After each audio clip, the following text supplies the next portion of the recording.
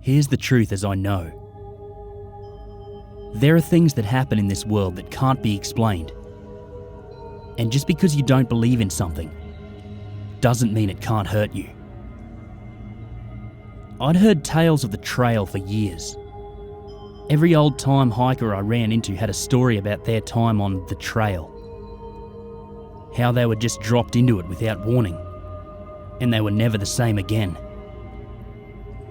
Most of the time, they barely made it out with their lives. A bunch of weed-cooked-up bullshit, I thought. It wasn't bullshit, though. I found myself on the trail this past July, and it was their stories that kept me alive. I've spoken to no one about this before, as I don't want to be that hiker that others walk into the poison ivy to avoid. But more and more people are going out, which means the trail is going to pick some of them, and they're going to go in unprepared. The trail doesn't suffer idiots or newbies. It eats them. First, know that the trail takes who it wants, when it wants, from wherever it wants. If you're going out even for a day hike, make sure you bring enough supplies to last at least 3 nights. That's the average time the trail takes to get through, according to most of those that survived. This means food, water, and shelter. You won't realise you're on the trail until you're already deep in it. So there's no going back and no restocking. Do not take anything from the trail unless given or offered to you. Water is fine to take from the streams. Food if your only other option is to die, because it'll probably kill you anyway. There are signs that you are on the trail. The first one, that just about everyone mentions, is the map stand sitting in the middle of a fork in the trail. You won't miss it, because it'll be the cleanest damn thing you've ever seen in the woods. Not a lick of dirt or water damage on any of the pamphlets. As if God had just dropped the stupid thing there moments before you came upon it. Don't take one. Pretend it's not there if you have to, but do not take a map. Remember, take nothing unless given. Past the map stand, you'll probably come across more of the pamphlets littering the ground. These, I think, were left behind by those who didn't follow the advice above. You'll be curious to know why they're all there. I was. But the best option is to walk into the brush and continue on. If you're feeling brave, you can look up. I don't recommend it though. I still have nightmares. Stay in the brush until you reach a cross-shaped tree with a little rag doll nailed to the front. As you near the tree, the nail will fall and the doll will tumble onto the path. Pick it up. This counts as being given. Here, you get back on the dirt path and you stick to it like glue for the rest of the day. There is a little girl in a dirty nightgown that will follow you from off the trail. The doll is hers, and she will cry and beg for you to give it back. Put the doll in your pack and ignore her. She'll disappear when you reach the creek. Cross the creek at the shallowest part. The water plays tricks and is much deeper than it looks. There is an undercurrent that can easily pull you down to the bottom. The woman who told me about the current barely made it out, and she is now deathly afraid of water. She said that it's not just the current. There are things down there that will grab you. I didn't ask her what she meant by things. That's it for the first day. Keep on hiking until it gets dark. Don't worry about your pace. Darkness will settle in when you reach a certain point. Make sure you bring a headlamp, as you'll probably want to go 15 minutes farther after dark before making camp. For me, I could hear footsteps on the trail a few yards behind me, and I went the extra 15 minutes, and the sound stopped. I don't know what will happen if you set up camp as it's getting dark. With the trail, the footsteps could mean anything. If it's cold out, keep the fire as small as possible. One guy I spoke to made a huge fire the first night, thinking that it would keep anything dangerous away. He's missing an arm. The next day, get up with the sun. Electronic devices don't really work on the trail, and if they do, they can't be trusted, so you can't really set an alarm. You probably won't sleep well the first night anyway. The dogs will keep you up with their howls and barks. They're feasting on something that cries out once in a while. Don't go looking for what it is. Stick to the trail for at least 2 miles. After that, the trail will split. I don't have a definitive answer on which way to go. Some people have had 5 ways, some only 2. Pick the one you think is best. Just keep in mind that on the trail, not everything is as it seems. From here, things will probably be different for you, depending on which trail you picked. It's now down to a bit of luck and using your head. For me, the trail almost claimed me on that split. It showed me a family member who was hurt. I stupidly tended to them and got a knife in my backpack for it. I never killed anything before, let alone someone that looked like my little brother. I did on the trail. You'll come out on the other side of the split. Some other hikers tried different trails of the split. One told me they got out on the second day by doing this. The rest wished they'd kept going forward. Just as the sun is setting, you'll notice a fire off the side of the trail.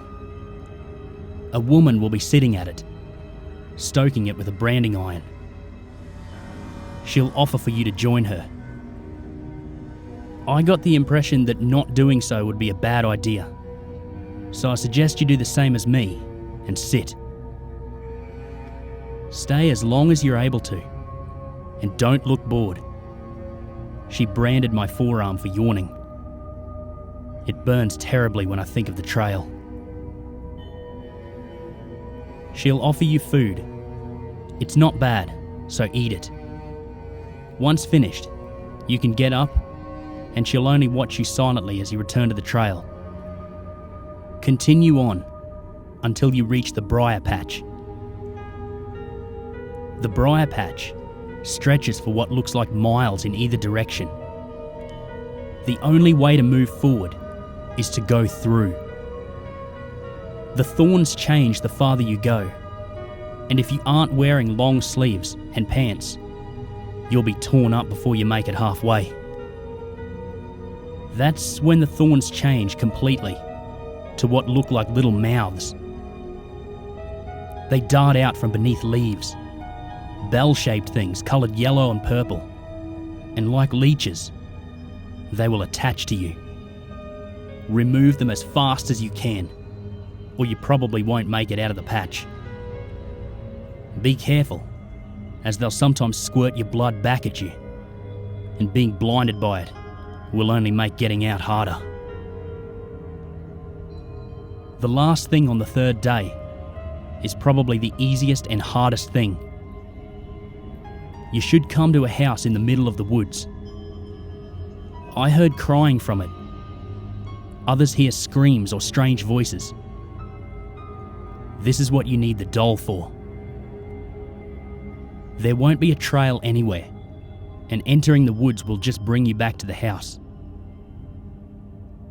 For me, the front door was blocked, as were the windows. which left the open basement doors as my only option. Through the basement, I found strange items, from hanging knives to children's toys. Somewhere, a record player played only static. I found the stairs to the first floor, following the crying. It led me to the second floor and to a door that was tightly closed. Using my shoulder to open it, I found a burnt out room. The wooden walls and floor still had embers glowing. There was a heat haze that burned my throat as I breathed. Sitting in the centre of the room was a tiny cradle and the girl that had appeared off the trail. She stared at me, eyes just as hot as the embers in the room. She looked almost devilish sitting there. She rocked the cradle slowly. The heat in the room was growing by the second. All the cuts and nicks from the sticker bushes itched and burned, and I wiped sweat from my forehead as I looked around the room. It got so bad that I could feel the soles of my boots becoming soft. I didn't know what she wanted until I remembered the doll. I dug it out of my pack and placed it gently into the cradle. As I straightened, I found myself on the trail again. A light breeze drying the sweat from my skin. This may not be the same thing that happens to you, but it seems she just wants the doll. On the final day, there is only one last thing to be worried about. You'll come to a clearing covered in a red substance that I can only assume is blood. But it bubbles on the bushes and tall grass. That isn't the strangest bit though. At the end of the clearing will be a mirror, at least 10 feet wide and 6 high. As you approach, you should see 2 reflections in the mirror. One of you that follows you as it should. The second will be waiting for you.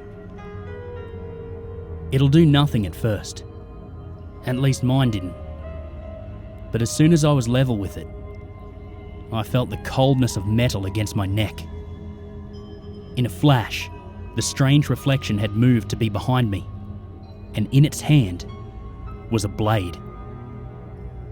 It spoke, but I couldn't hear the words. It took a few seconds to understand what it was saying. You see, on the mirror are words that you have to say out loud. It will be your deepest, darkest secret, or at least one of them.